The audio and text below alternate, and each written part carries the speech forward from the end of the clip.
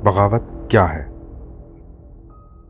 दारुल हुकूमत में कोई डांस पार्टी, कोई गुस्से से भरा एहतजाज, कोई आईनी हक?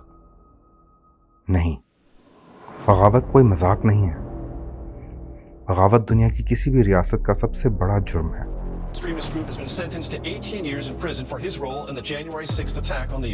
जिसकी सजा मौत या जलावतनी भी हो सकती है। दीन में भी बगावत कभी बर्दाश्त नहीं की जाती। 9 मई 2023 को इमरान खान के चंद हजार अंधे पैरोकारों ने रियासत इस्लामी जमहूरिया पाकिस्तान के खिलाफ एक मुनज़्ज़म बगावत की कोशिश की। दोस्तों, कोई किसी का इंतजार ना करे, आपको जगह बताई गई है। आप अभी निकले। आलम इस्लाम की लीडर इमरान खान के ऊपर तशद्दुद करके उनको गिरफ्तार कर लिया गया है। सारे आपको जो जगह दिखाई गई थी वहां पे निकले, इस वक्त अपने शहरों के अंदर निकले। ये खौफ के पुल को तोड़ दो। जो हमारी अटैक फोर्स रास्ते में जो रुकावटें होंगी, वो आतत की जिम्मेदारी होगी वो रुकावटें हटाने के लिए। रुकावटें हटाओ, कंटेनर हटाओ, पुलिस अगर खड़ी है पुलिस को आगे से हटा दो। गुलामी का वक्त खत्म हो रहा है, इनकलाब का वक्त आ चुका है, हकीकी आजादी का वक्त आ चुका है। निकलो पाकिस्तान की खातिर, निकलो अपने मुस्तकबिल की खातिर। उन्हें ये यकीन था कि वो हकीकी आज़ादी के नाम पर लड़ रहे हैं। उन्हें ये यकीन था कि वो मजहब के नाम पर लड़ रहे हैं। दर हकीकत वो सिर्फ एक क्रिकेटर के नाम पर लड़ रहे थे जो एक मैच हार चुका था। अगर खान नहीं तो पाकिस्तान नहीं। और पाकिस्तान एक स्टेडियम बना हुआ था। ये कोई इनकलाब नहीं था। यूफोरिया अपनी इंतहा पर था।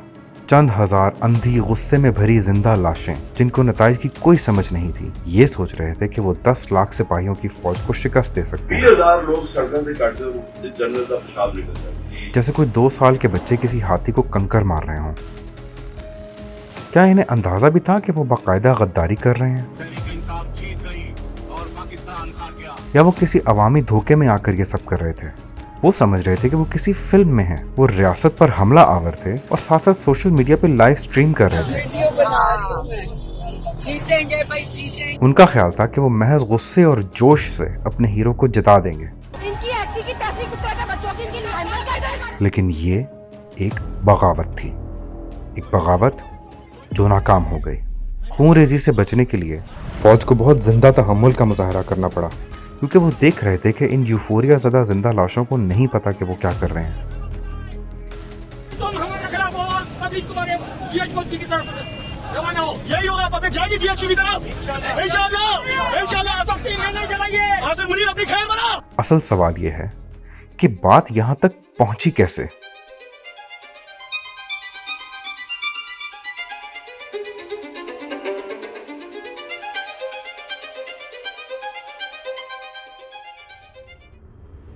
ये बगावत मुमकिन कैसे हुई?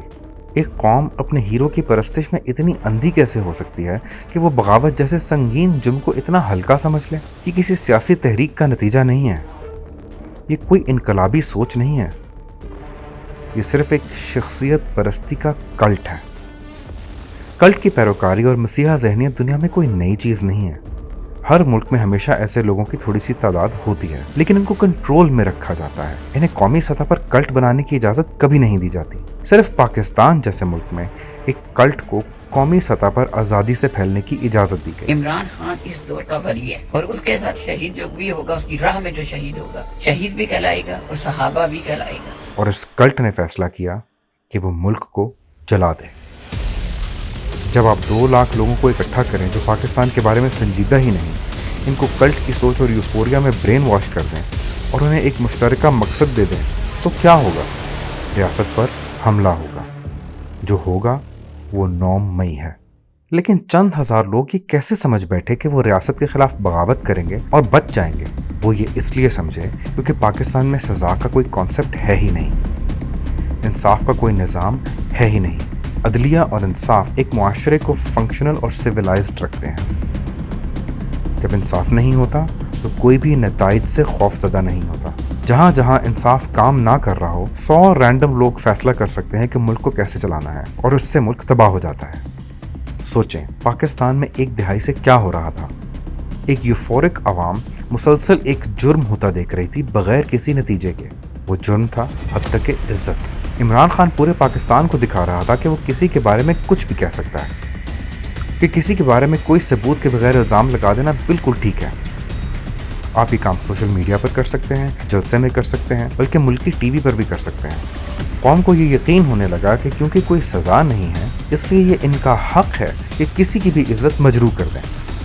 कौम को ये यकीन होने लगा कि हुजूम फैसला करेगा कि कौन मुजरिम है और कौन बेकसूर। अदालतें नहीं, हद की इज्जत कभी भी बेज़रर चीज़ नहीं होती। ये किसी भी रियासत या मजहब में एक संगीन जुर्म होता है और उसके संगीन नताइज होते हैं। मुझे इन्होंने जब क्रिश्चियन माफिया का खिताब दिया, न्यूज़ से 90,000 पाउंड उन्होंने जुर्माना अदा किया।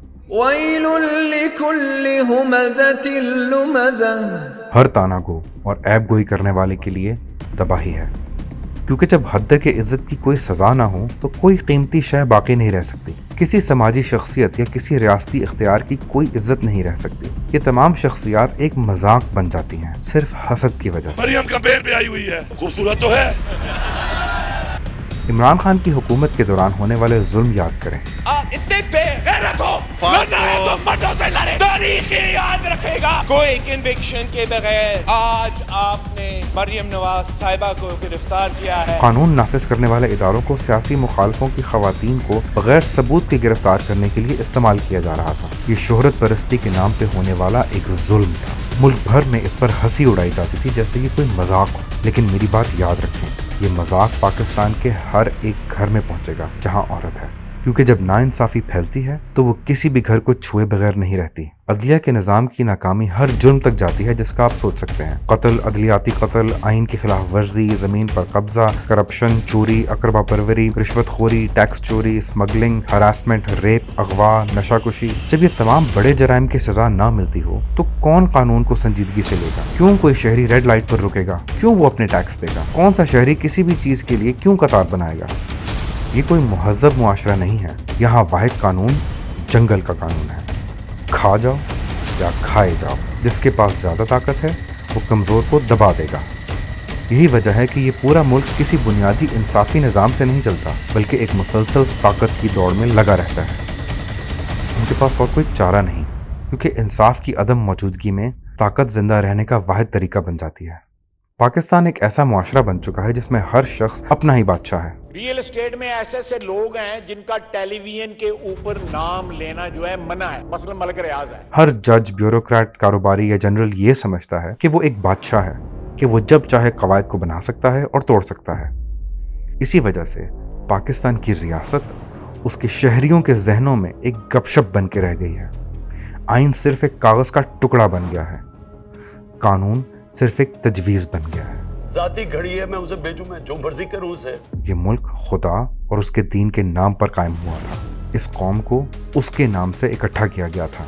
लेकिन खुदा किस तरह एक ऐसी कौम की मदद कर सकता है जो उसूलन खुदा की दुश्मन हो?